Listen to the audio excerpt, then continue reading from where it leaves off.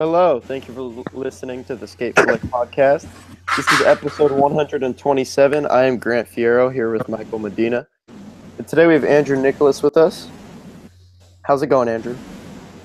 It's really good. Okay. So, Andrew, I first met you about a year ago. You were working at the barracks at the time. Yep. And I thought it'd be cool to have you on. I mean, we've talked, obviously, a lot since then about different stuff going on in skating. And we can chat about all that. But also, you grew up in Arizona, correct? Yes, sir. Chandler, Arizona, suburb. Chandler, okay. And I know you played a big role in Deshaun Jordan's life as well as Caleb Barnett. Yeah. So I thought it'd be cool to talk about kind of all that, kind of the story behind that. Um, how old were Caleb and Deshaun when you first met them? Shoot, I met Caleb a little after Deshaun, but Deshaun was probably 11 when I met him. He was like this local kid. I met him when he couldn't skate at all. And I wasn't great, but I was like a sponsored skater and everything, so I was decent enough. But he couldn't skate at all. Yeah. And then one of my sponsors, a local sponsor, I'd seen him skating in one of our friend sections of our videos, and they asked me to if I would be interested on the team, and I was like, I don't know. That's the kid.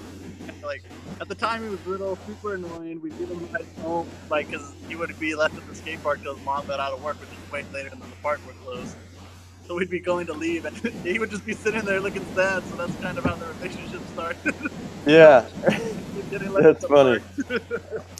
So that the sponsor kind of had us together just because they really wanted him. And I was like, okay, so that's kind of how the relationship was so little and needed kind of an influence. And it wasn't like I was like, oh, I'm gonna take my wing. It was kind of forced on me, but it was like kind of like even after that sponsor, obviously we're family. So Yeah. Nice. And then what about with Deshaun? all right, that was Deshaun. With Caleb, Okay. I met Caleb because Deshaun met Caleb at the skate park one time, and they became friends just from that. And so it was a contest I was driving Deshaun to, and Caleb came with us. And this is when he was good throughout since I've known him. He's been good, but he wasn't all that great at the time. So he came just to watch, but he's always just kind of been like, they started out just being friends when they were not even that great, obviously. Okay. But they both in high school they had different things going on in their homes. Like Deshaun's mom was in between houses. He moved in with their grandma, which is far from her school, from Deshaun's school. So he stayed with us. Caleb was kind of, mom was in between moving from one house to another. So he stayed with us for close to a year in high school, both. So they lived with me and my brother for a little while. But I mean, even between them, obviously we were spending a week with them. So. Yeah. And then when did you make the move out to California? That was about a little over a year ago, I guess. I'd actually went to Woodward. My brother Joseph was teaching digital media there at Woodward West. So I was out there with him, and I was going to stay for 2 weeks, but it wasn't working out to have me stay a second week in my own room. So I was like, well, I'll just head to LA where Deshaun was already living. He had moved in with Steve Barra. Okay. So he introduced me to Barra that week. And I was like, well, if I'm gonna be here, I'm gonna help this guy with some stuff. So I was helping Steve all week, and by the end of it, I was like, well, I gotta go back home. I don't live here, so I was heading back home. And Steve was like, hey, you can't leave. Like, I need your help with some stuff. I was like, well, I don't have a job with you. So then that day when I left, he texted me like, hey, come back to the park. I have an interview. So that's how I got hired there. What was your role at the barracks? I was actually Steve's personal assistant, and then when things kind of, the barracks has been through a few changes this past year. As things were changing, I kind of filled a lot of roles. Yeah. But it's kind of a more or less just personal assistant, helping him with everything from making his life easier, his schedule, flights, whatever, and then obviously like just helping him with decisions with the business as well. So. What was a typical day in Steve Barra's life like, coming from his personal assistant? In the beginning, when he had more before things really started to change, he's a normal guy. He'd go to yoga before work in the morning, go to work, come home, do his thing. He obviously goes to a bunch of events and things. He knows a lot of people in LA, not just within skateboarding, obviously. So he was pretty busy with that. But when things with the business really started to change, he had to buckle down, and those were interesting times for both of us, but for him especially, obviously, everything changing, the landscape of skateboarding, not necessarily maybe shrinking, but just changing media-wise, Instagram and things kind of taken away from advertisements. So that takes also away from the barracks. When you don't need to go to the barracks to go see your favorite skaters anymore, you just follow them on Instagram. So he's had to adjust the whole way the business is ran, and that was, not an easy task. Mm-hmm. So you can imagine definitely. how stressed out the guy could get when his whole world flipped upside down. So it was a good time. It was a good learning experience to be under all that with him and to kind of see that and how somebody handles it. Mm-hmm. So I actually didn't realize until right now that Deshaun had moved out here before you had. How did his relationship with Dara begin? Because I mean, you were saying that he lived with Steve. How did that come about? So from what I know from asking both of them, it was with that Element Make It Count contest. It was actually the finals was held at the It was Barracks. at the barracks, huh? Yeah. That's when Steve first met Deshaun. Well, Deshaun was living with some other people, and that wasn't really working out. So he asked Steve, because Steve told him, if you ever need anything, let me know. And so he asked Steve, hey, I know you have a room at your house. Do you think I can move in? And, just out of pure desperation, not knowing if Steve would say yes or not. Yeah. And Steve was like, yeah, of course. He saw Deshaun skating, thought he was pretty good. So that's how they got close. Steve, he's always trying to help somebody. And Deshaun was, one person who needed some help at the time, for sure. Yeah. That's sick. That's super cool. So that's how that relationship happened. And Caleb had also moved out here at the same time as Deshaun. They both moved out here right after high school. But Caleb ended up moving in with a friend of his, Ryder, who skates for Illegal Civ. Yeah. So he lived out there with him and his parents.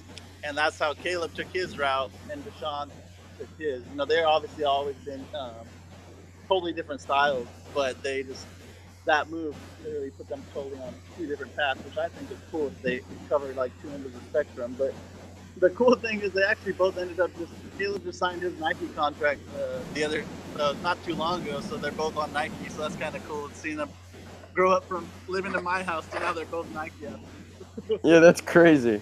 Pretty insane. I think that's cool how you mentioned they kind of are on opposite sides of the spectrum with kind of just taking different routes once they moved out here. But that is super sick how like the Nike obviously kind of bringing them together. Exactly. So with Deshaun, so you moved out here once you got the job at the barracks. Mm-hmm. And I lived with them actually at Steve's house. So living personal assistant was really interesting. Yeah.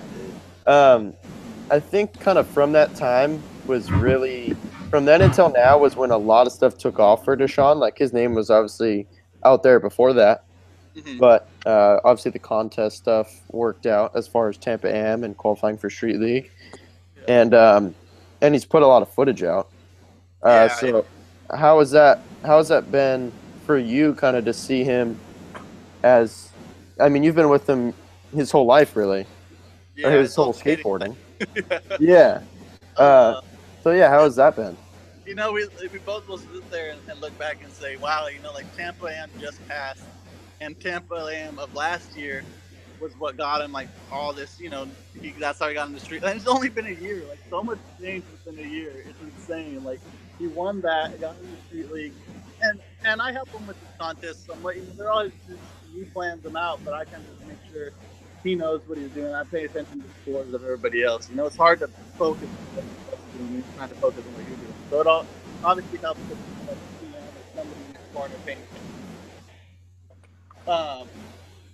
But this is wild. Like, I figured we could get him into Street League. Winning was a completely different story, especially when I was there. Yeah. So when he won, that was one of the most insane things I've ever witnessed. For sure. Yeah, I was there for that. That was awesome.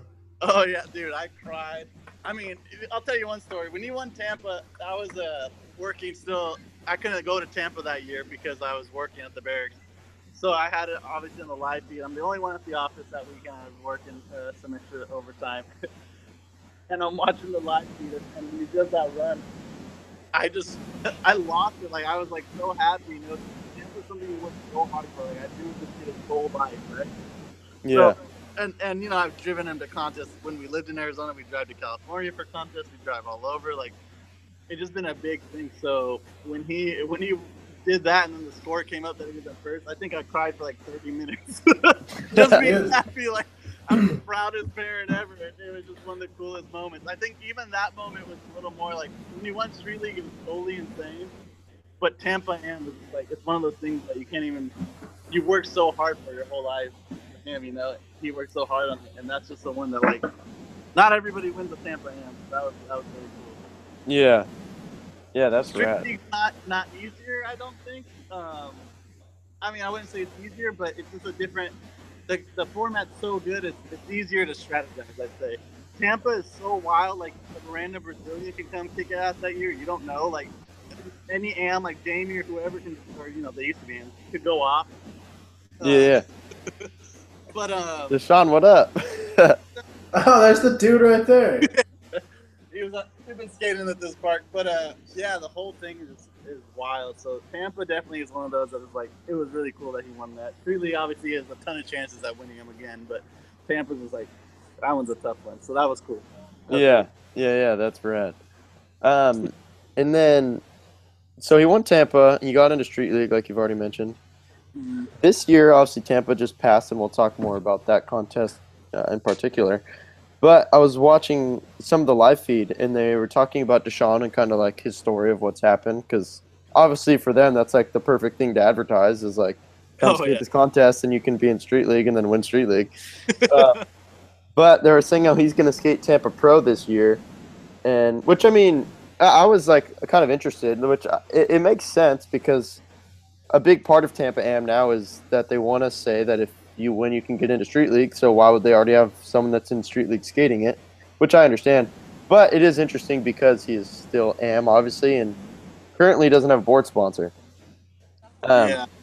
So he'll be skating Tampa Pro this year, which is obviously going to be different. Are you gonna be going out there with him? I hope because we went last year. He kind of just needed to clear his head. He hadn't even skated a Street League yet, obviously, but we just wanted to have. Dude, there's a gnarly fight going on in this park right now. We can't pay attention. The cops just rolled up on it. But anyways, what were you saying again? Refresh me real quick. They just pulled out Tampa Pro. guns. Yeah, Tampa Pro. No, so we went last year, and it was one of the coolest things ever. Like Tampa Am was fun, but Tampa Pro, just everyone you've ever wanted to see is there.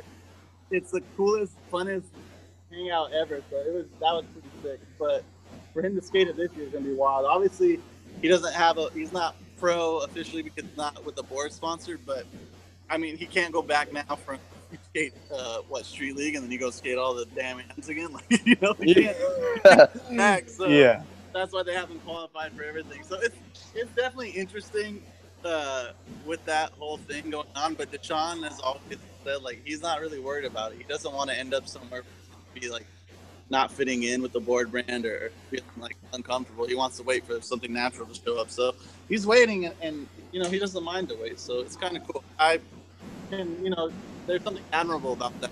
Not jumping at the first offer, you know, he's waiting. Absolutely. I think so. I felt the same way when I found out that he had left Sovereign and he was just kind of like playing it out to kind of see what like fits best for him. I think that's like the best thing for a person like him, who's like an elite level skateboarder who doesn't like need, you know what I mean? Like doesn't need a board sponsor necessarily. Like yeah, like, and it happens. It'll happen.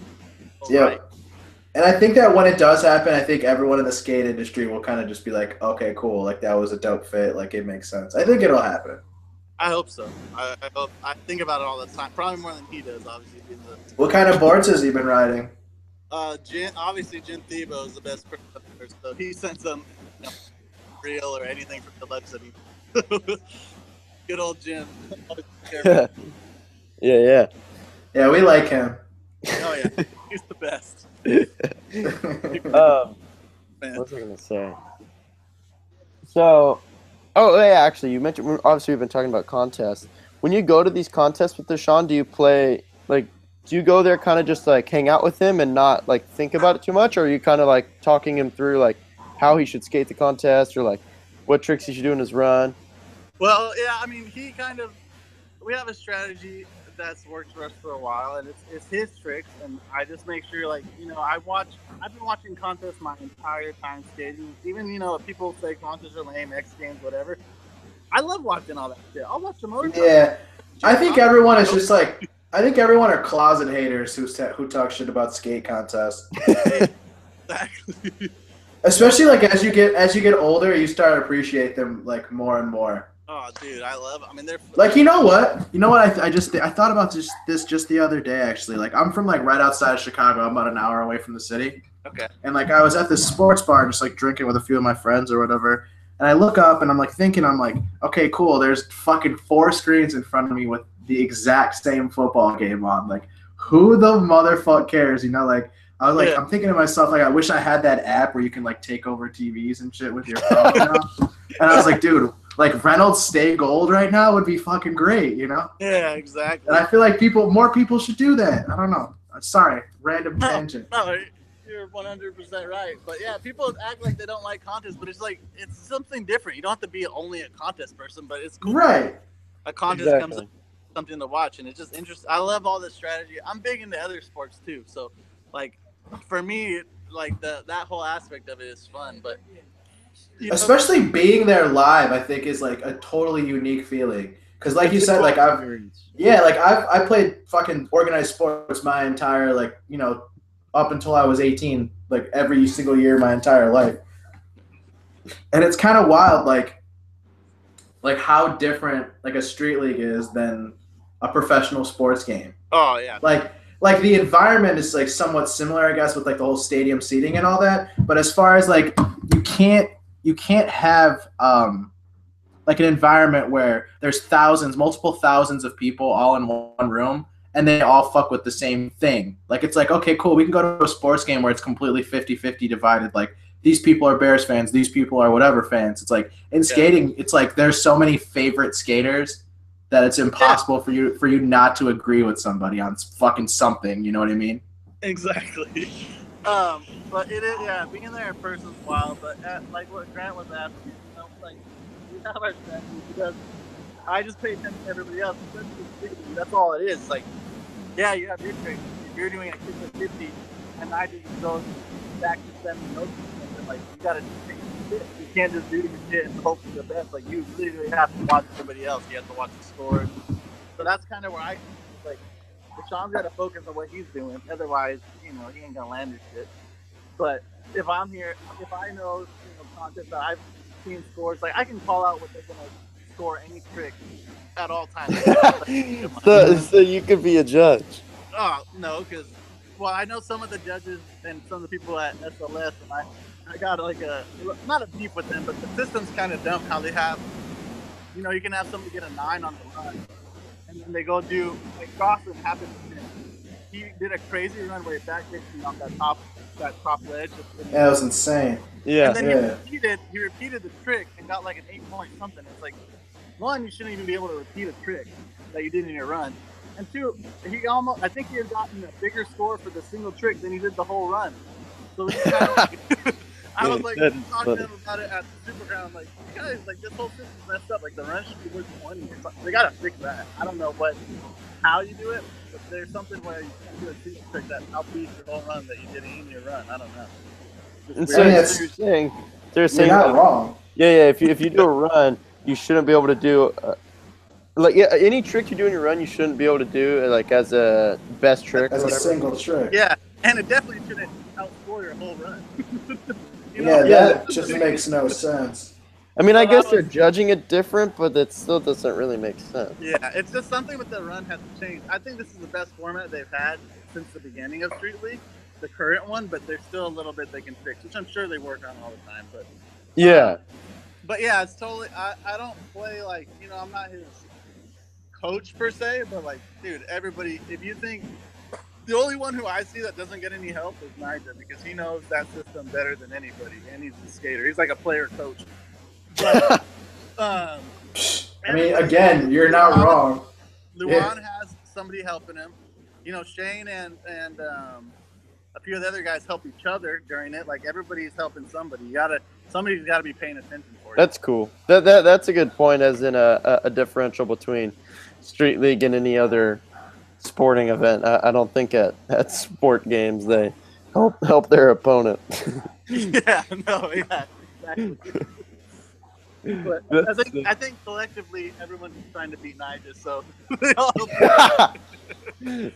Yeah, so maybe they don't help Nigel, but they help everyone else. Dude don't need it. He knows what to do, and he'll pull out stuff he hasn't practiced all weekend in the middle of the best trick. Yeah, what was at the Super Crown? What was the trick that he? Well, he did nollie heel flip front nose blunt down a hand row, which doesn't make any sense. Well, what was he did back 270 kickflip lip, and I was there. Yep. When they were warming up, and they did the women's contest, and the guys skated again, and then they did the contest, and I didn't see him try it once. Oh, he doesn't have to. He probably got it on lock in his pulled it out first go. Yeah, he knows what he's doing, and it's smart because like the judges see you do something in practice, they expect to see it the way you landed it in practice. They expect to see it'll lose a little stoke. Yeah, do something. So he holds that stuff, and it's good. Like I told Deshaun had obviously the ankle injury in Super Crown, but even if he was 100%, I don't know if anyone was beating Nigel that day. Dude, Louis almost had it. Louis and Shane. Were you at Street League Chicago? Yeah, I was there. Dude, did Sean's fucking front crooks in practice? Oh, dude, that was nuts. My God. That's a risk reward. I talk about that with him all the time. Like, you'll see people front nose grind a quarter pipe in their runs. I'm like, dude, you could totally just do a front slash, and it's almost like obviously nose grinds look better, but the judges don't really care. It adds flavor, but the odds of you falling on that front nose grind are so high that it's like almost not reward. There's risk reward tricks, and that front crook was that. Yeah, he holds them once he's in them, but the chance of missing it on that thing and just blowing it like 4 tries and you just didn't do anything, it's like that's too much risk. That's what Grant and I talked about. We figured that same thing. He just didn't want to like miss it because he was doing so well. Yeah, we couldn't. So I still like. There's a lot to learn there because Nigel could have won it at the end, and if we would have had him do something different, something maybe easier, just to get his score up. So wouldn't it be that Nigel could have stole it at the end? That would have been smart. But it's a learning thing for both of us. I've never helped him with any contest this big. I'm used to him. No shit. Jam-ams and a little local contest, so it was kind of a quick change, but it was a learning experience for both of us. But Nigel was not to be messed with at the Super Crown. Louis had those runs that were insane, but I talked about with everybody after, and they were mad at me. I'm like, Louis just doesn't. He didn't have, anyways. I don't know what he had, but he didn't have tricks that were 9 tricks on that course. Like after his runs that were insane, I couldn't see him doing anything on the level of Shane or Nigel or even Kelvin does those damn cab back tails on anything, dude. It's insane. Yeah. I mean, I think Louis, like a run definitely fits Louis' style. Like he's super flowy. Yeah, so he can especially at a skate park. Yeah. Like he has single hammers that he could obviously get in the streets, but at somewhere like that, I feel like a lot of his stuff is kind of just like flows around super good. I've been Jagger Eaton actually in Spain with us, and he really is like has his. I said on Street League obviously, and I'm telling him, dude, you gotta get some of those 9 club tricks like under your belt because he's another one, great runs, but I don't know what he can do that's like on par with the stuff I just Shane, those even P-Rod who wasn't in this last year. P-Rod has his 9 club tricks. Like you just gotta have one of those go-to tricks. At least, and then hope for some 8s. Everything else. Dude, Shane almost took it on that. On that, what did he try at the end? Switch double big flip. Yeah, but dude, look at that! Look at what Nigel makes you do. Like, you think Shane wants to be trying that? Like, no, probably not. Damn, that is a really good point. Nigel kind of makes you hit the shits, man. Yeah, I mean, he made Shane try a trick that we've never actually seen him do. Yeah, so I don't know. I mean, it's really. I mean, he's stuck at first go, so obviously he can do it, but. Yeah, totally. I mean, I'm sure he's been. I'm sure he landed like 10 times in a row at some park gap. You know, like he's Yeah. sure, but like that's the kind of trick you have to learn to try to beat Niger. That's insane. Yeah, yeah, that's a good point. So we'll see. I mean, I'm looking forward to the Olympics, obviously, with all that. Like, it'll be cool to see Shane skating for Australia. You know, everyone, Brazilians and everything, and obviously Yuto coming up with the band and all those kids coming Yeah. nowhere. But I love Yuto. yeah, he's sick. So has there been any because I don't know how much you could even say about this, but has Deshaun been approached at all about the Olympics? you know, last I heard, I know a few people on the committee, and they're still figuring everything out. Like, they want to make it as fair as possible for people to qualify for one of those spots. But obviously, you know, Deshaun and Niger are obviously contenders. So, you know, Yeah, I mean, I would assume they have. Yeah. Well, if they want to win the contest, they might as well take those two. yeah. They have a pretty good shot. Everybody else is like, all the other countries are going to be pretty gnarly too. I think. Oh yeah, for sure. Come out and shred. So. I mean, Canada, dude, sleeper. Australia. I mean, Australia could just send Shane, but then I mean, Chima and Tommy Fynn. Yeah, Tommy. Like, God, there's so many good skaters out there. So we'll see. Yeah, that'd be cool. Yeah, That's like another thing we were talking about. Like a lot of people don't like maybe hate on contests or whatever, and I think it's like such a cool thing to like say how lame it is that skateboarding to be in the Olympics, but like I'm sure so many people are gonna watch it to see what it what comes of it. To the year of, or when it gets down to it, like you don't think people want to represent their country as much as they want to say it's lame, like dude, for sure. Or at least watch it. You know, like everyone can like sit and hate on it, but it's like you don't. I know you're gonna want to know what happens, or like what the contest is like. Talks that it's lame, but like look at the dream team, dude. You don't want to be like those dudes. You don't want to have some sick USA jackets and just kicking. Dude, that's what I've been saying. Give me a damn. That's great, dude. That's what I've been saying. I'm super hyped. I'm hyped on the jerseys. I want them all. I want all the fucking Aisha jerseys. doesn't want to have like a Team USA jacket like Michael Jordan. Like just look at you. Hey, USA better send a shot out there. Well, yeah, who knows what we'll see. He might have to quit smoking for a little bit, but Deshaun should dress up. Dude, the rules are super relaxed actually with that. Deshaun doesn't dabble in any of that kind of stuff, but I still like everything anyways. But because there's other people I know who want to skate for that, who do that. But the rules are all you have to do is not show up like stone. Like your blood level can be a certain, like you can have it in your system. You just can't be high while you're there. No way. Like is that information from the committee or whatever it would be called? That's actually just for the Olympics in general. It's not just for skating. Oh no way! I thought they drugged. Oh shit! Yeah, it's just you can't be high as hell. That's it. All right, so Tori might be good. Yeah, Tori he makes it. There's like look at all those skaters that are great contest skaters you mentioned. That yeah, dude, all contest skaters, man, they're sick as fuck. They fucking go hand Dude, I think that the U.S. should send a shot and have him dress up as Dennis Rodman. Dude, there's so many options. Like I'm telling you, once it gets closer, it's gonna be like everyone's gonna want to be doing it, dude. It's gonna be this conversation is making me excited to see what happens. Trust me, it's gonna be. I think it's gonna be so sick. I think everyone's cool guy in it, like we always do in skateboarding, but. Whatever. It's gonna. Get closer. Is gonna be a fight for who gets those 3 spots. Oh, is that the number? Is that confirmed? That's what 4, I heard. I heard it was 3, and then I think it's either 3 and 1 alternate or 2 and 1 alternate. That's what I heard. I was told that it's 3 and 1 alternate. Yeah. So I mean, shit. Like, everyone's gonna want those positions. If I could.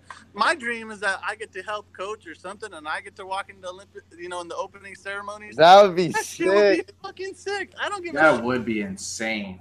I don't care if you're playing. And where is the next Olympics? Skateboarding, whatever. It's 2020 in Tokyo. So. Tokyo. Yeah. Damn, Tokyo. Just like the trip itself would be rad. Exactly, and then even 2024 is here in LA. Like the whole skate scene is gonna be different, but it'll be so sick that'll be here where skateboarding is. That's far away though. Dude, 7 years. it's about to be 2018. It is not far. Like, look how much time has flown by. Oh no, I mean 2020 will come quick, but 2024 that's a little That'll bit. be here before you know it, dude. We're getting old. It's gonna be here quick. Fuck yeah, dude. Old as shit. I'm excited to see it though. That's cool. Yeah, But before we get into this week's topics, we've already talked about Caleb Barnett a little bit, obviously. But we kind of just ran through a lot of what's happened to Deshaun in the past year, and I think Caleb's name is like kind of just starting to get out there a lot more in this past 2 weeks, basically, yeah. due to the hockey video coming out. So obviously it's kind of comparing apples and oranges, but how has it been to see your perspective on what's going on with Caleb right now with his obviously being on is he on FA or hockey? Hockey, right? He's on hockey. Yeah. Okay, and he's on Nike now. So yeah, how is it to see all that?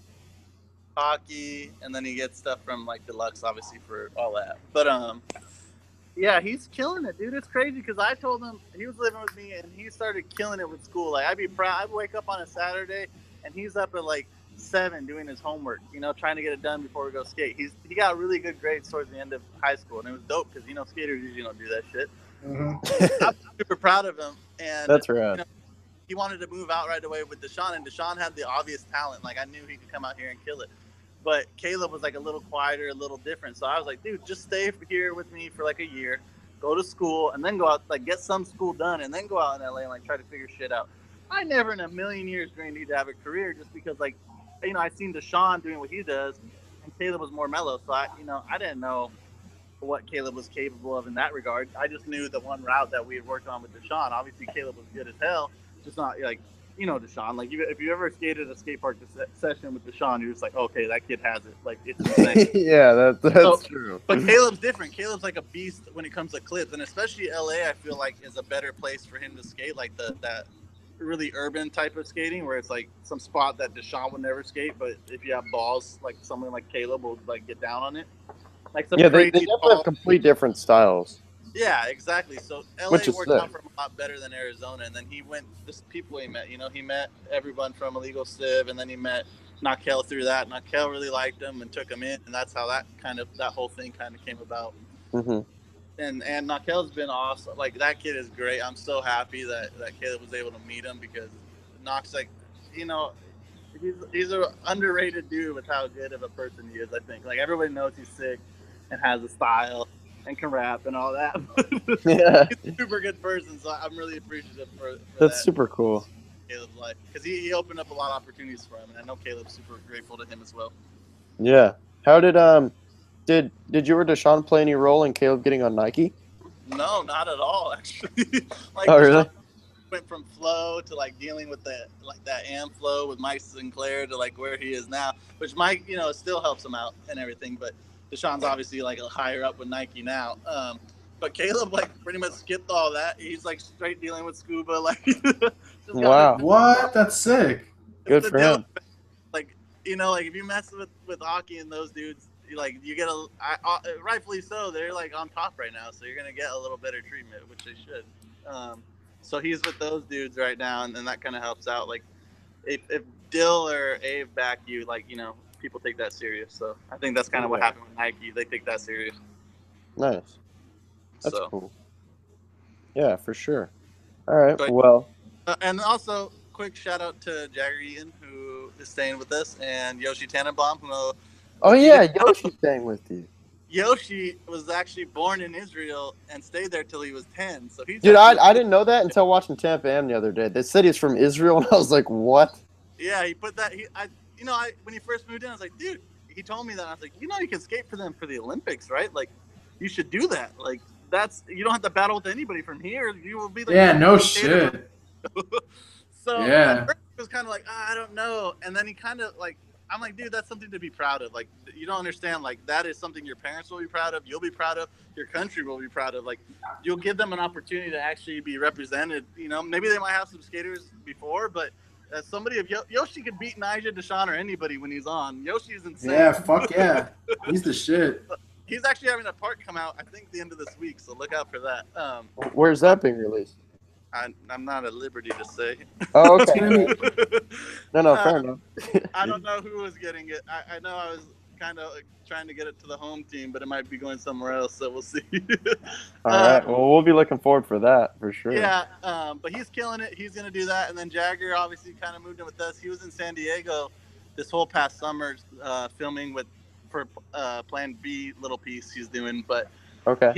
we kind of brought him up here so we can kind of learn a little more about the industry. He's only 16. He's insane, and he's been in the industry for forever. But he really is only 16. You know? Yeah, I didn't realize he was that young. Like He has as ton well. of- I don't know if it was Tampa. I saw something with him, and I was like, whoa. I thought he was a Yeah. couple years older than that. So I was just kind of giving him like teaching him skate etiquette and things like that. He obviously has the tricks. He just needs to get the rest going. So Yeah. I mean, he's super young, so Yeah. crazy. How did Yoshi move in? Like, I know Jagger's from Arizona as well. Yeah. But where did the Yoshi connection come from?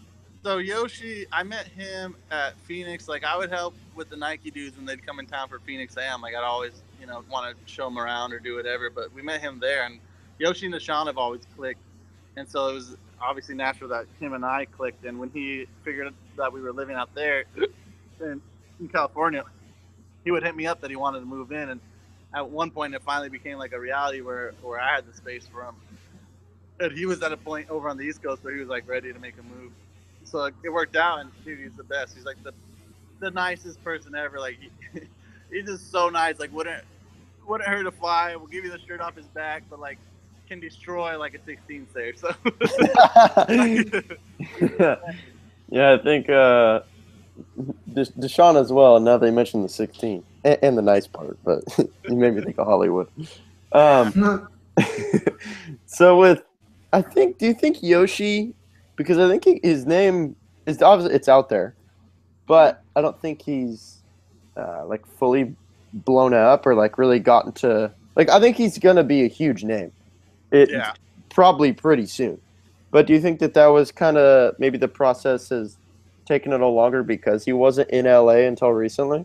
Totally, he was like it's kind of been a little bit of a battle getting him to get a more West Coast mentality. Like like teaching him stuff about the industry, a lot of it making it in skateboarding is like your connections and your etiquette and everything. Like you come off like a goon and no one's gonna mess with you. So, and he's not a goon by any stretch of the imagination, but he's always like, man, like I'm doing the tricks, I'm out in the streets, why isn't this or that working out? I'm like, dude, the tricks is half the battle. And everything else is like is even bigger. So he's learned that pretty quick, and he's making a ton of friends out here, and so. Yeah, being on the West Coast definitely makes a huge difference than being on the East, especially being in the epicenter of LA. But yeah, it's a lot better to be out here. Nice. That's cool. One thing I thought of recently when I saw that Yoshi was living with you guys was that Deshaun and Yoshi are like two of the best laser flippers. There needs to be like something on the barracks to be sick. Like one of those what they do like that percentage thing, or like see who could laser flip the 10 the most within like 20 tries or something to be sick. I think when Deshaun's working on that trick, like when he was preparing it for Hollywood, he could do it on anything. Like it was insane. But Yoshi is like that dude that will snap 10,000 boards because he's trying to stick every try. He don't give a shit. Like John is like he's gonna kick some out and everything, so I think Yoshi might win that battle just because Yoshi just goes Hopefully we'll see that one day. I think they should do it. It'd be Dude, fun. It's funny because you think of them like there's certain legendary gaps that neither of them have skated, and they have to like figure out like who's gonna be the one to do that on Who's what. gonna laser flip it? Yeah. So, I think we're You guys should pick out of the hat. ETN should do it. See what... Dude, they could. Dude, Yoshi would be perfect for an ETN. It'd be like a 10-minute thing. Like he gets to the spot, ollies it, and then he'll land the trick in like 2 tries. Will be over. Face melters. He's perfect for one of those face melters. He just needs a bunch of setups because you said he'd fix them all. Oh my god. Yeah. That's sick. Yeah. Well. But the posse at the house is great. Yeah, no, that's super cool. It's cool to hear the stories of these dudes moving out here, and I mean, I'm sure it's super cool to watch it firsthand, see how far they've come, and Dude, only going to keep happening. I'm grateful to be able to be a part of that every day. Like all these dudes are killing it and chasing their dream, and so am I in some way, shape, or form. So it's kind of fun, like all of this stuff working out for everybody at the same time. Like if you would have told me 2 years ago I'd be living in LA, I would have laughed in your face because I didn't necessarily ever want to move here because it's gnarly out here. Yeah. But like I'll never move back home. Like I love it here. Like things are sick. Like I love being around skateboarding. So the Yeah. fact that it's possible to make money from it and not be a skater is like the best. That's sick. That's cool to hear. Well, I mean, we'll look forward to Yoshi's Park coming out this week that we'll talk about next week. I was gonna say, at least we got something fired up for next week for sure. Yeah. Also, real quick, because it's on my head, we talked about this last week that Christian mentioned it, that a Thunder edit was coming out from a trip. That's dropping tomorrow, so we'll talk about that next week as well. But Nice. we got a nice topic list here to run through. So let's start out with. Well, we already mentioned Tampa Am, so let's run through that real quick. Mike, did you watch Tampa Am at all? Yeah, I did. I watched it on ETN actually. Okay. Is that the only way to watch it? Yeah, it was live on ETN. That was. Oh, okay, cool. So yeah, I watched it the only way you can watch it. Super special. Who are you psyched on? I think that I don't know what to say about Tampa. It's like there's so many dudes. So like, who's stood out to you? Whether they did good or not. Herman Stennon. Oh, Dude. Brian Herman came to mind. I was like, what? Oh no. Shit, what? Herman Stenn. Yeah, dude. You want to talk about like flowy skaters? Like that dude does like fucking 10 tricks in a line. Yeah, he's He killing it. backtailed that bumped the bar back into the. Yeah, that is insane. That was incredible. Yeah. That was. There was a lot of dudes that I kind of were like not familiar with that I was kind of like the homie with the green shirt or shit like that kind of was happening. With Yeah.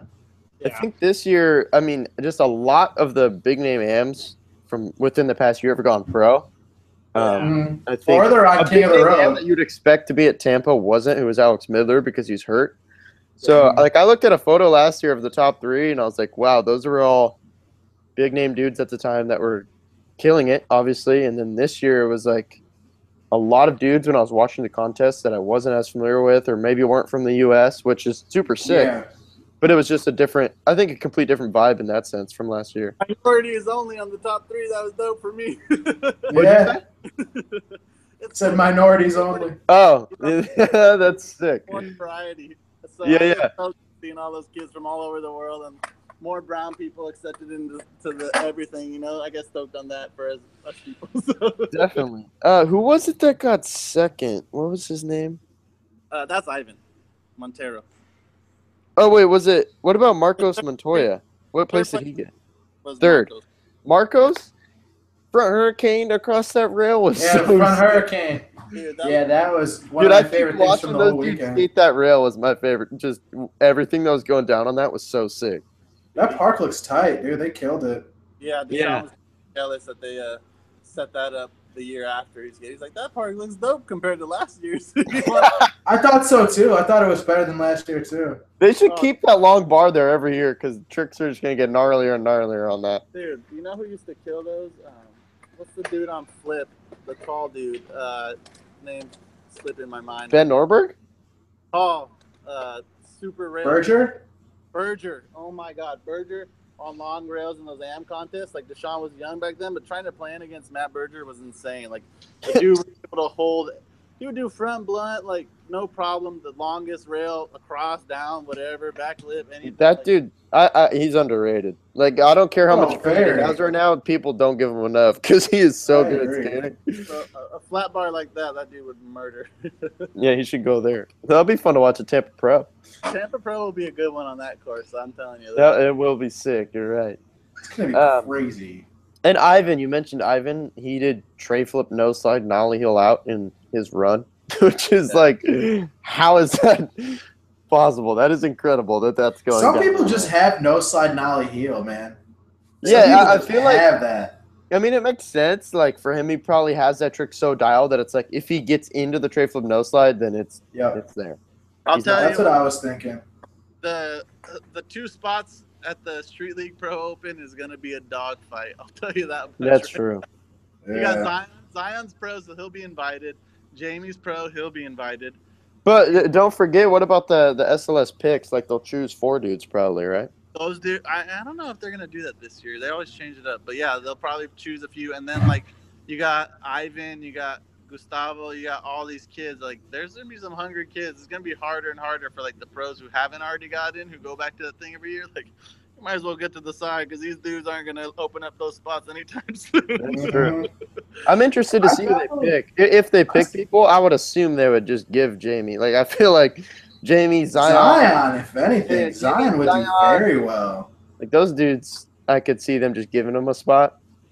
Yeah, I mean, I don't know. That'd be sick if they do, but it's funny that those kind of dudes, like those two are good contest dudes, but usually with those picks, like what they give it to, they give it like, yeah, K-Walks. Like K-Walks is a murderer and he can murder contests if he wants, but I feel like they try to give it to dudes who aren't the obvious ones, like Zion. Yeah, that's true. They give it to Kevin Bradley.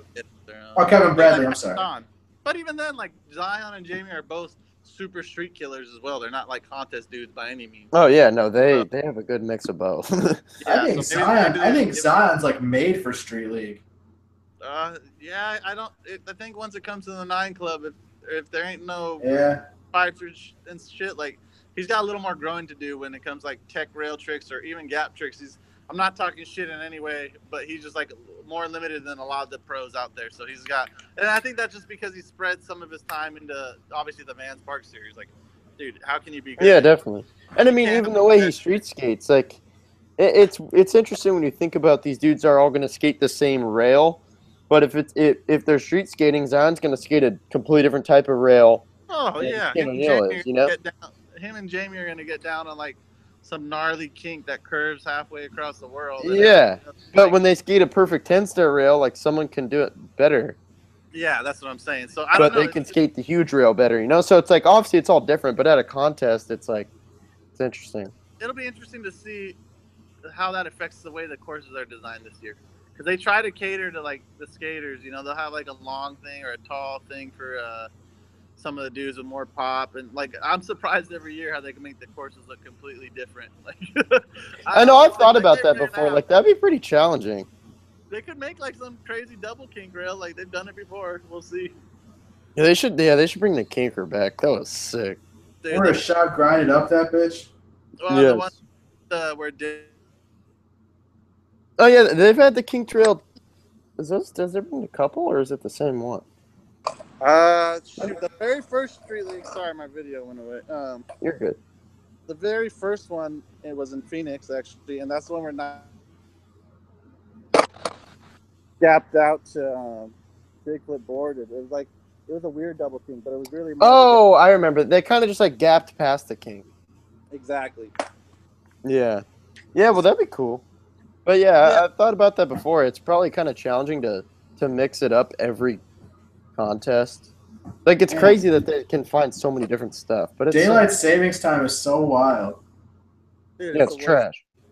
Dude, it's been dark here for 3 hours already. Dude, you got in Phoenix, we don't do it. Like Arizona. I know. Yeah, they should implement that in California. Dude, I was telling like my brother and my girlfriend. I moved out here, and I was telling them like, you know, you don't realize what daylight saving time is gonna do. You're gonna hate your life. Like getting out of work at 5 and it's pitch black. Like it's the worst shit ever. Yeah, it sucks. It's trash. Yeah, and they just like if they would have just left it at 6, I'd feel normal. But it's like it already gets darker earlier, and then they're gonna take away an hour. It's like you assholes. But I don't understand it from being from Phoenix, so I get still trying. You know, I'm not from Phoenix, but I agree. I think we should. I think it needs to be on the ballot, and we should just chop it. Exactly. But chop it. I guess we should keep talking about skateboarding. Let's see. What else went down this week? Oh, Brian Wenning is back on DC with the DC ring. That is pretty sick. Oh, I like it. Yeah, that's cool to see that they're doing that. I mean, and congrats to Brian Wenning. He's shown the dedication to coming back, you know? Yeah, I mean, he's been back on his board, putting in work, putting out footage. Switchback tail 3 shove he had on his Instagram. I was like, what the hell? This dude's getting down again. Like he's he switch ollie the skate park triple set? Yeah. Oh, at Sheldon? That's yeah, awesome. Big. That's great. Yeah, that's pretty big, especially. I'm excited to see what goes down with that. I mean, it's a sick announcement, but I'm excited to see like they should do something with with him and Kalis or something like that. Yeah. A Dude, video just let them skate ledges for the rest of their lives, man. Those are the just dudes go that to make just it go right. to just go to a plaza and just film those two dudes for like a week every day there, and it would just be sick. I Yeah, agree. the DC thing's kind of crazy because a lot of my friends were affected by that. But at the same time, I don't like the stuff they're doing. I think right now is kind of sick. I really No, it's interesting. We've said the same thing here because I mean, obviously, neither of us were closely affected by it at all. And I mean, you have friends there, Andrew, but like from our perspective, it's a bummer, and that sucks to hear those stories. But yeah, I can't deny that they've been putting out really cool videos and doing Yeah. cool stuff in the past 5 months or whatever. I completely agree with all that. like on the business end, it's obviously like a restructure. Like, dude, you think they really want to cut like a bunch of people? It sucks, but to do it, they've made it look like a really nice move. Like they kind of cut people, but they're also like building while cutting back. I mean, it's definitely. I tripped out the other day thinking about how they were originally the big title sponsor for Street League, and here we are like 6, 7, whatever years later, and they're the big title sponsor for the Dime Challenge. Now those are like complete opposites, which both are sick in their own. Well, everyone here knows that Mike and I love both those. Oh yeah, but throw that money out there like for Street League, like that's a gamble. You don't know if that money's going to come back, and when it doesn't, it hurts. So like they had to. I think their strategy was they had to make some cuts, but they're really making the most of it. They're trying to not make their image look like crap after cutting. Like a lot of teams have been cut before, and then the company just dies. I think they're doing a good job with reinventing themselves. They're not. I don't think they're like. A lot of people think they're taking that money and spending it other way. I think they're just making the cuts, but then just doing the most with the money they had to spend. Yeah.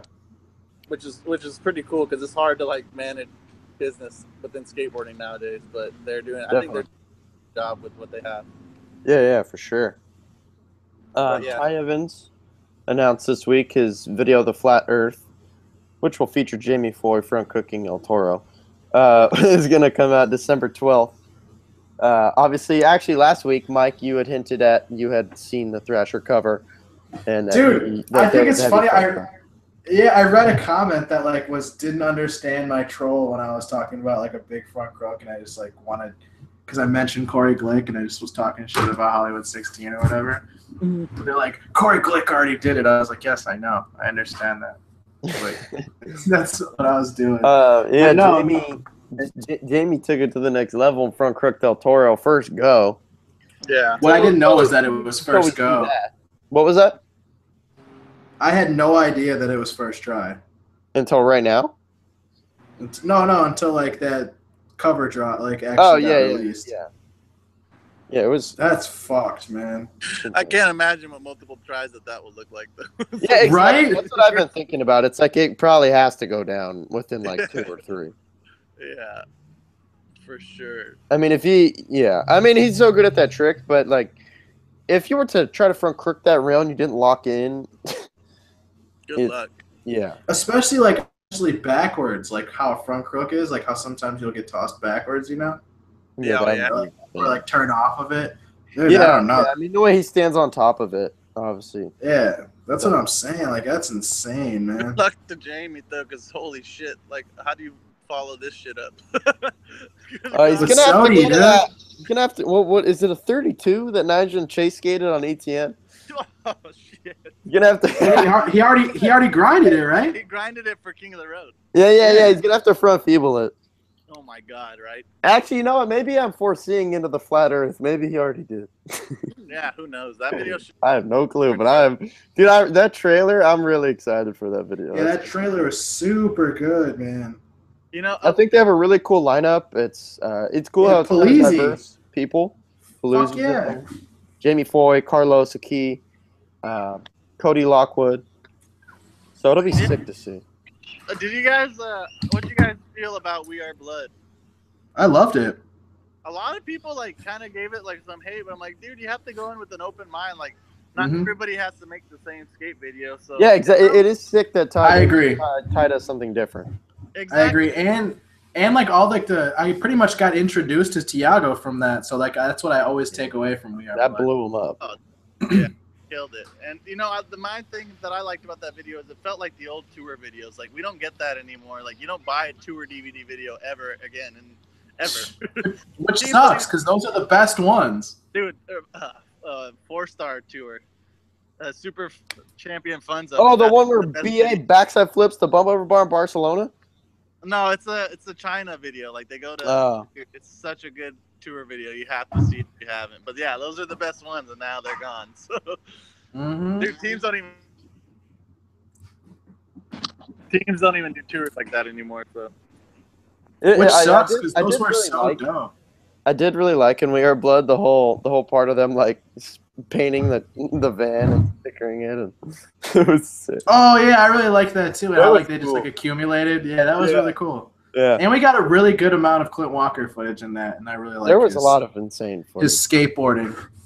You know what randomly sticks in my head from that video that I think got overlooked is P-Rod does switch manual, switch hard flip on the stage, which is so insane.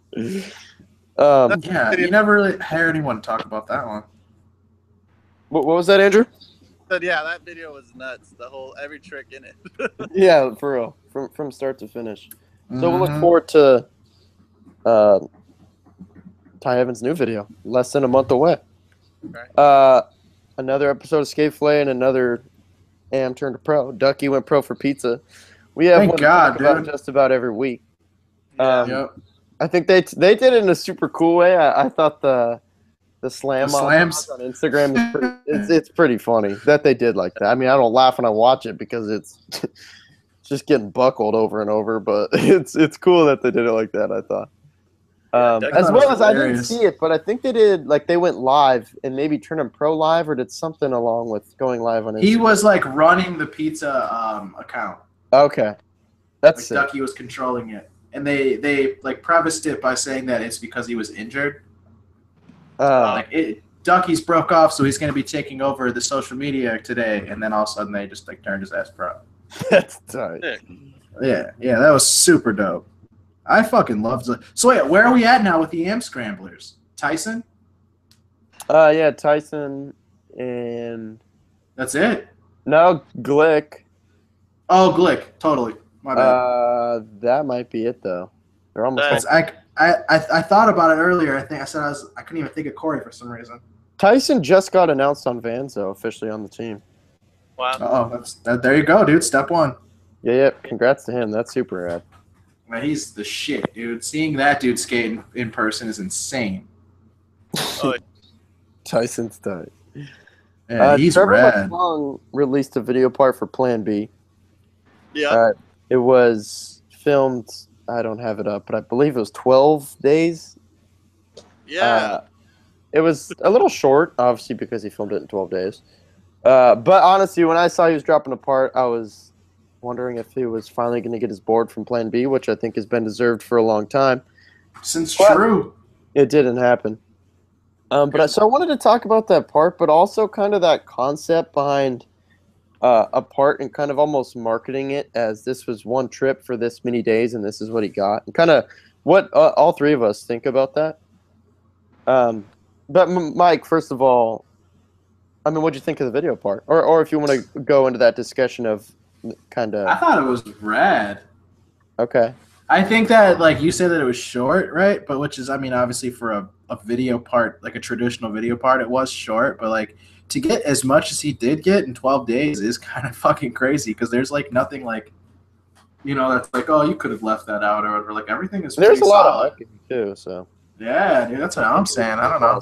I'm not mad at him. I personally, dude, I always like him and Shuckler had my favorite parts, and I mean outside of Chris Jocelyn, but like I always thought that he would have gotten a board by now. Honestly, yeah, I think his true part was definitely super impressive. Insanely good. Yeah.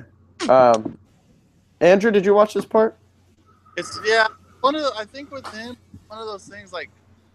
Dude, they bring in someone like Jocelyn, like, and you know he deserves like. Then Jocelyn, I don't say steal his thunder, but Jocelyn like kind of overshadows everyone and everything. So it's like he became definitely got to turn him pro, and I think he just like a little lower on the totem pole, but he'll get his for sure. Like he's shreds. He's killed it for a long time, for forever. All the McClungs have, and I think their time's finally coming up. Like obviously his brother got his, so I think Trevor's coming up real soon. Yeah, as well as the Etnies videos coming out soon. Yeah, I think it's beginning maybe like spring 2018. So Plan B kind of been. They have so many traditions with the behind the scenes that it makes it hard to really focus on like what's in front. You know, like the riders and everything when you're trying to figure out who's in charge of this and who's in charge of that. So I think it seems like they finally have rebuilt in the way they need to, and I think more of these things are going to come to fruition. Okay. But one thing I wanted to discuss was personally watching it. I mean, obviously it's really good footage, but I felt like it's kind of like a weird idea, and they've done it before with Chris Joslin, where it's like this is the amount of footage, and that this person can get in this short amount of time on one trip. That wasn't Plan B that did that with Chris Joslin. Oh, sorry. Oh, yeah. Was it who put LRG? That? It was LRG. Yeah, when he was still on them. Yeah. Okay. Well, yeah. Sorry, I said that wrong. I didn't really mean Plan B specifically, anyway. But in general, we've seen it before with Chris Joslin's whatever it was, 12 Days in China part, something like that. And now with Trevor, and I think that it's. I don't really think personally. I just don't get that psyched on it. Like, not on those parts in general. I'm just saying the idea, because I feel like you're losing. Like, I don't need to know that it took 12 days. I'd rather it take a year and it be crazier stuff than shorter and maybe not as gnarly because they don't have so much time. Like, it just seems like a weird trade-off. I feel that. I think a lot of it comes from the pressure of instant gratification we get with social media. Like, if he doesn't come out with something every so often, then you fall off. The theory, like they think that if you're not coming out with stuff, like P-Rod's changed his approach. He wants to put out a little bit of stuff at a time so they stay more relevant. That totally makes sense because kids' like attention span is insanely small nowadays. So maybe you don't have stuff come out in a year, and then all of a sudden kids have forgotten about you when really you've been getting it. But I am with you. I'd rather, especially even I still film. Like I still go out and get tricks. I don't want to put out a few tricks that suck ass. I'd rather take the time and I'm not saying this trick suck, but I'd rather if that was me in that position, I'd take the good clips I got and stack them away. And who knows? Maybe he did that. Maybe he got some gnarly ass shit that we didn't see that he's. Yeah, I mean, like I mentioned, I'm sure he's gonna have a gnarly part in the Etnies video. So there's that coming up. But I was thinking about that. Like, I don't see the point in this. Like, because look, I think look at it this way. If you didn't know that part was filmed in 12 days, I feel like you would have thought like something was missing or like, you know what I mean? Yeah. It's almost like they have to tell you that this was filmed so short and that's why there's what this is and it's this length. And again, I really don't want this to come off like I'm taking away from his tricks because I've already mentioned it's gnarly skateboarding. But like even the length, and I think he could have done crazier stuff. He would have done crazier stuff in more time, which we'll see in his Etnies part. But I just don't really understand the point in that. Yeah, totally. But we'll see. We'll see what goes down in the future. I just want to look at a little. Tommy Finn's push part was released. Obviously, there's been a lot of controversy around what's going on with the push parts. So this was the 6th one. There's two more that have yet to be released. Mike, I know you were psyched on this. I think Mike, you're a pretty big fan of Tommy Fynn. Yeah, Tommy, the back lip is insane. Straight to the ender, but yes. Insane. And I also really, really like the big spin flip, like over like the bump over the picnic table, like kind of like was that actually in the part? I don't know. Was it? I think they just used it to promote it. Okay, cool. Because I was like, I was gonna say the way that he like, did that should have been in there because it would look tough. Dude, the way that he did the big spin flip was great. I don't know. It looked really good. Yeah, the thing that you pointed out to me is, and maybe that's why.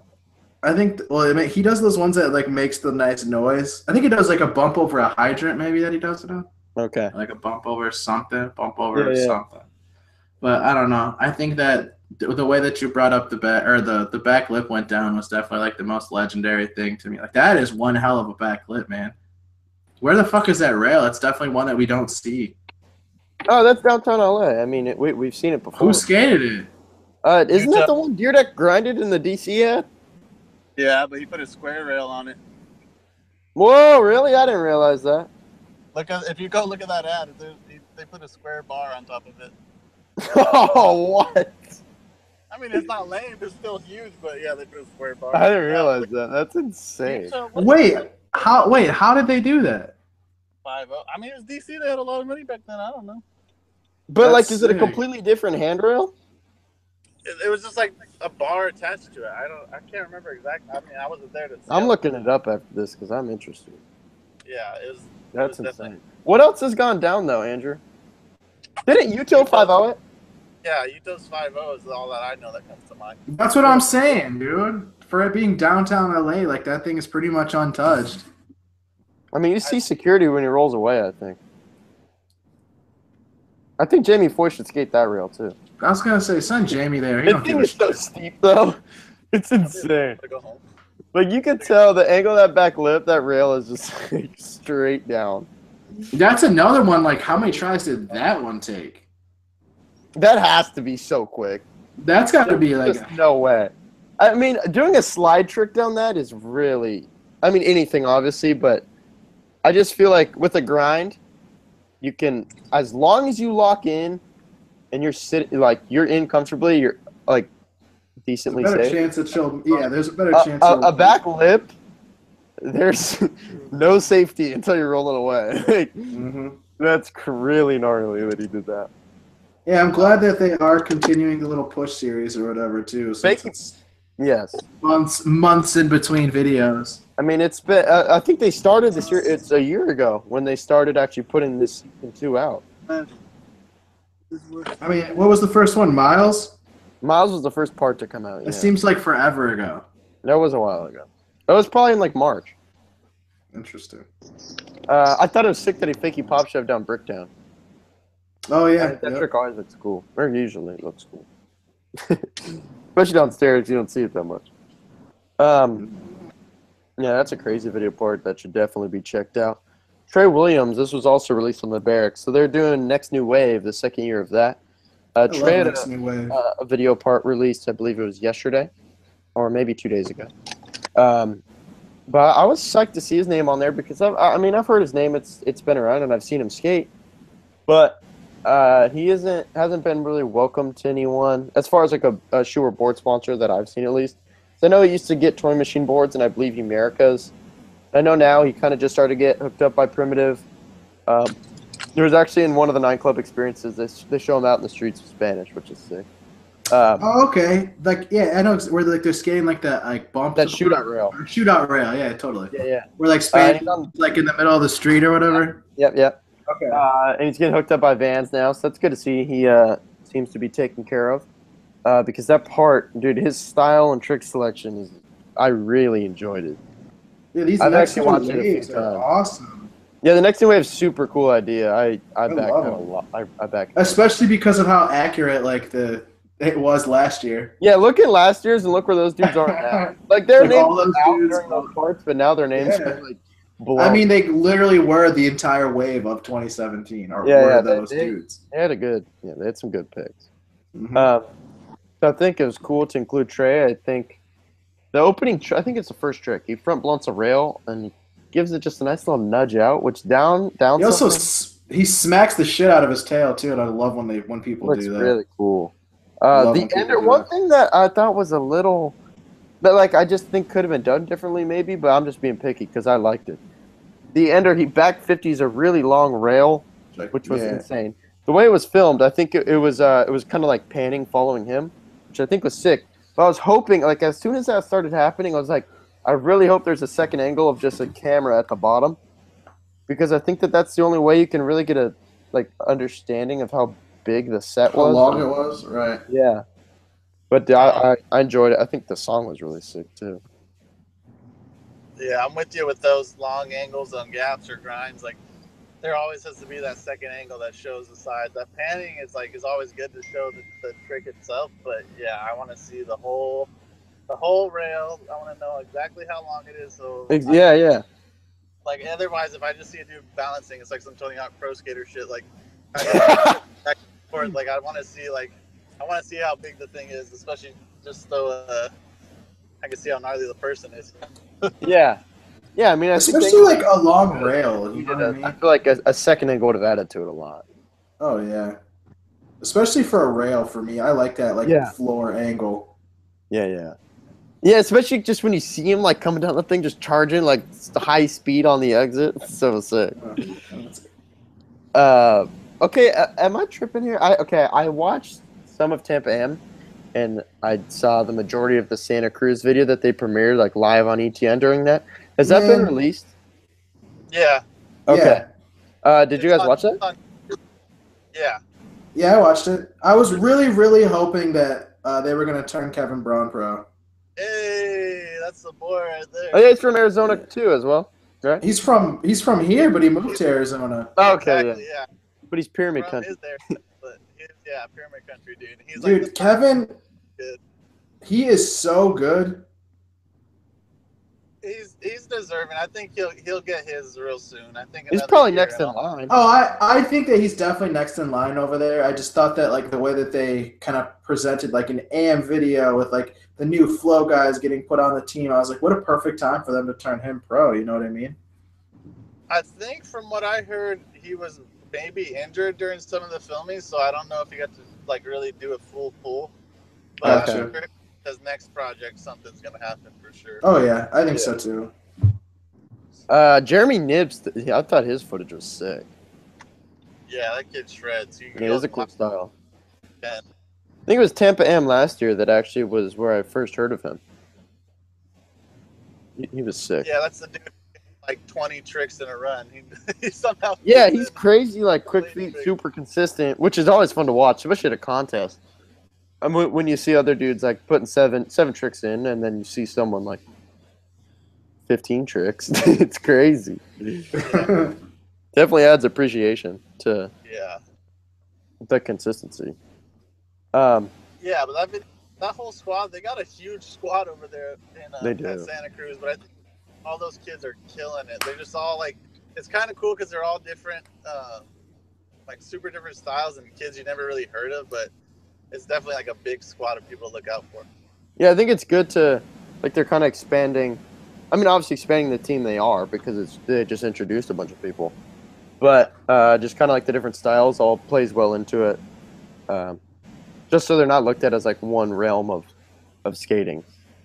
Yeah, I think that's what Kim's kind of going for, because you got like the dudes who can hold a hand plant for 10 minutes, and then you got a dude who can hold a back tail for 10 minutes. So like they cover the whole spectrum.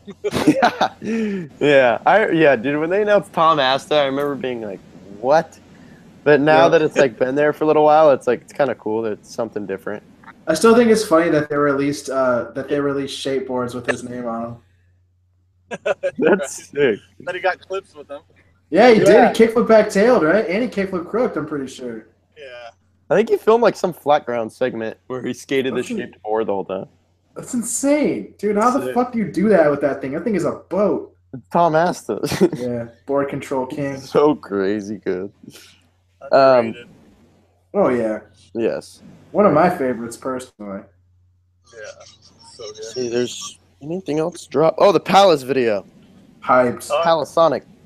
Mike, you and I were talking about this right before we went live. Who were you psyched on in there?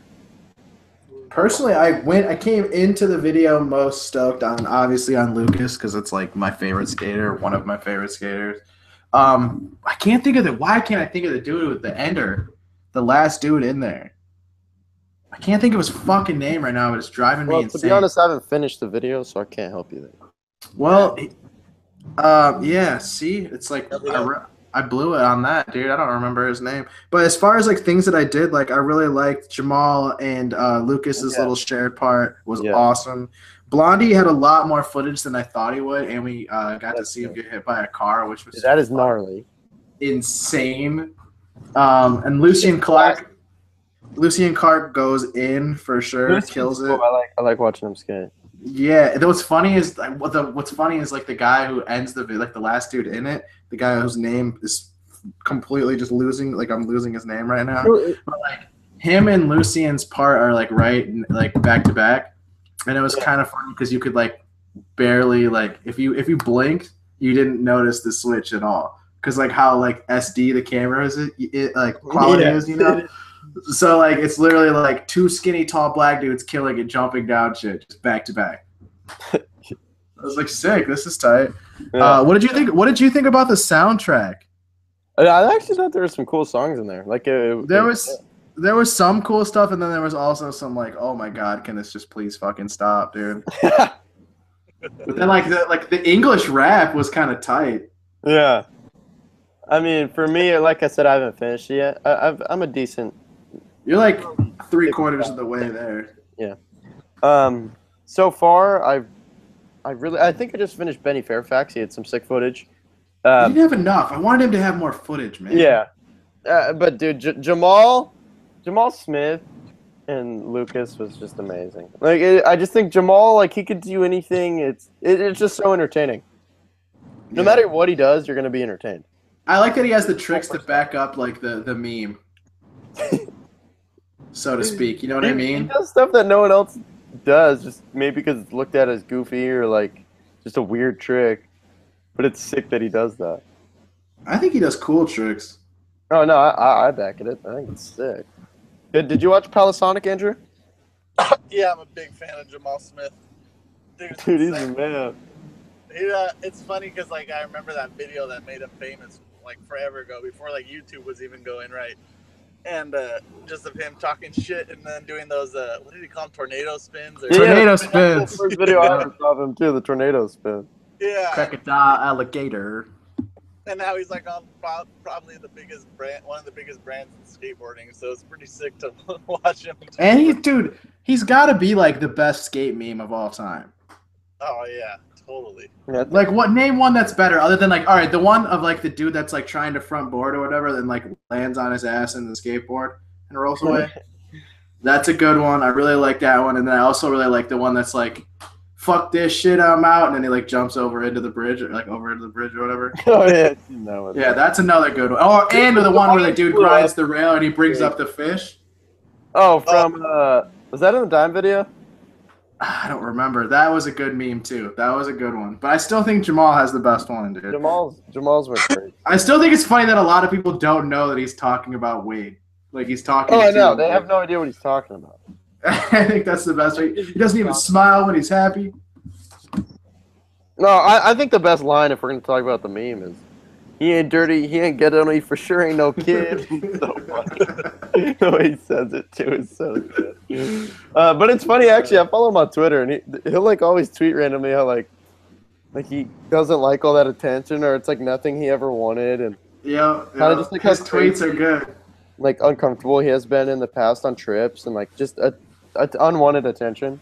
But Yeah, how many I think that's people still approach him on and yell that shit? like film for this video, and that he's on Palace and Adidas. So sick.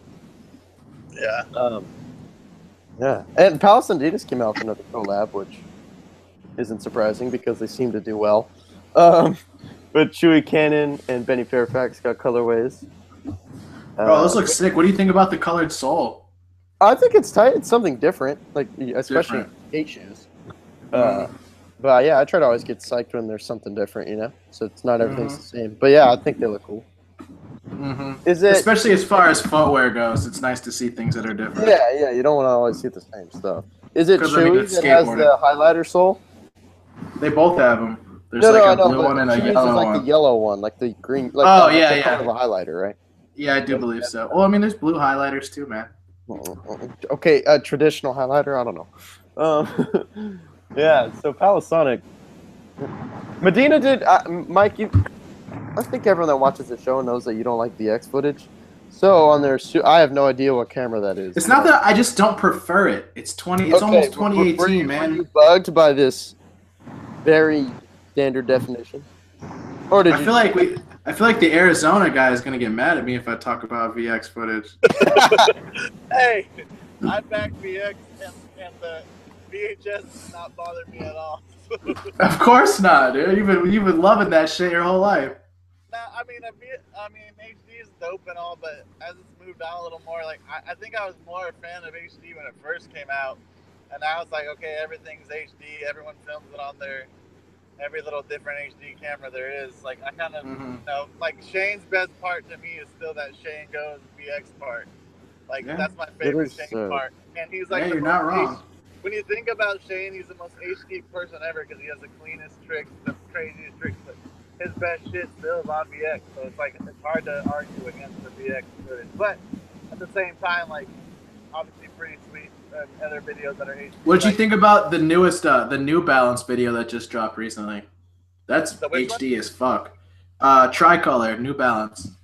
Oh yeah, that was super HD. I thought it was good.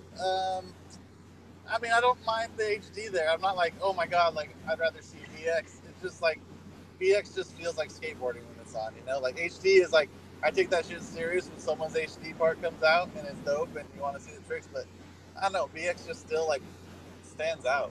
I don't know. Like I can remember a VX part much better than I can the new HD part of the week. Oh, that's interesting. It is interesting. I think that Andrew, are you that picky feature about? stays in my mind more.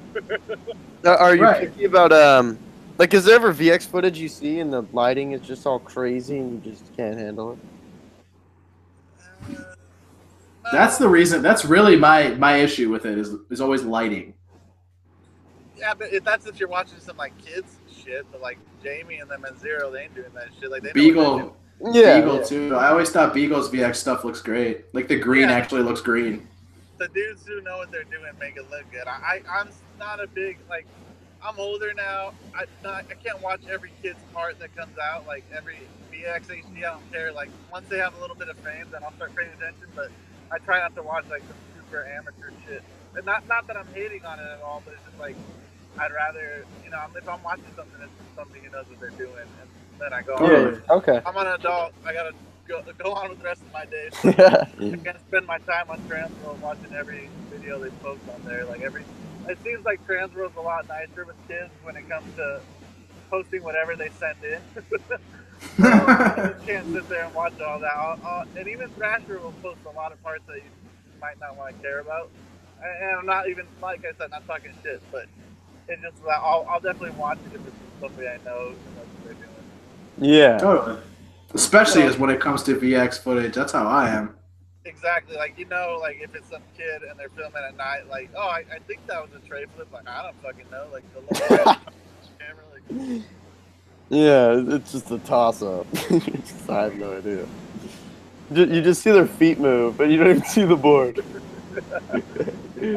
Yeah. Sick. Well, that's everything on the list. Yeah, that was enjoyable, guys. Yeah. Thank you for coming on. Hey, glad you had fun, man. It's pretty goofy, just like shooting the shit. I try to listen to you guys as much as I can, but this many episodes deep, that's insane. Yeah. Dude, we're the first skateboarding podcast to reach 100. Well, good. Keep going, guys. Don't get. I mean, shit. That shit's awesome. I appreciate anybody who takes the time to pay attention and actually talk about this shit. It's sick. Thank you. We appreciate that. We will be back next week with episode You guys have a good rest of the 128. night. I'm trying to merge. Hey, you too, man. Hey.